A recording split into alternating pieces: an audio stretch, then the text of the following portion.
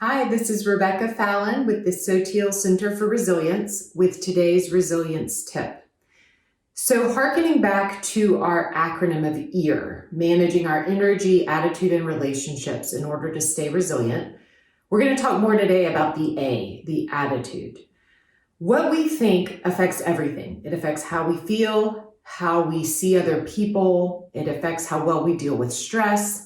And thinking in ways that promote positive coping takes practice. It's like a muscle. It doesn't come naturally to most of us. It is a skill that we need to practice. So today I'm going to discuss 4 evidence-based strategies for promoting more positive and resilient thinking. The first is having an attitude of incorporation as opposed to an attitude of disruption.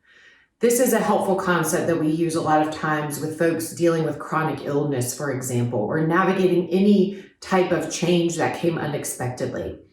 An attitude of incorporation is my life, my career, our family's journey is about a lot of things. Right now, it is about this that we are dealing with, which maybe we didn't expect to be dealing with, but we are incorporating it as part of a story that will continue, as opposed to looking at it as something that disrupted a good situation, and from here on out, everything is going to be terrible. An attitude of incorporation is much more adaptive. The next is maintaining a sense of meaning. When we look at the research on burnout, the thing that is consistently identified as an antidote to burnout is meaning, maintaining a sense of purpose and connection to the things that we are doing every day. Remembering the why.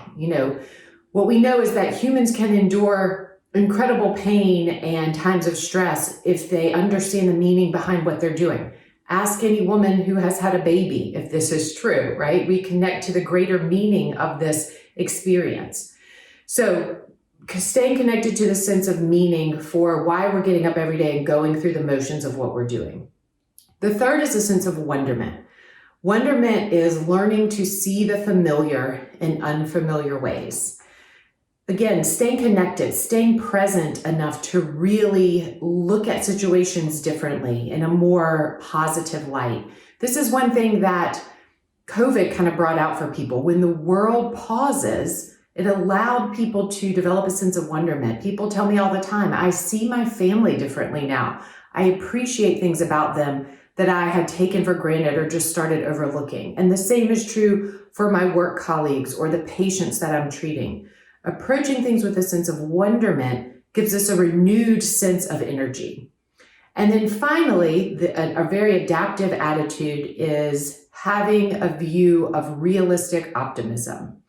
Now, when the going gets rough, what we know is that cynical, pessimistic people have a more difficult time. But it's also not smart to just have rose-colored glasses and be kind of naive. Realistic optimism means I am maintaining a sense of hope that we will get through this difficult period of time, while also being realistic about the challenges that we face. So we are acknowledging the difficulty, but inherent in that is a sense of hope that I am hanging on to.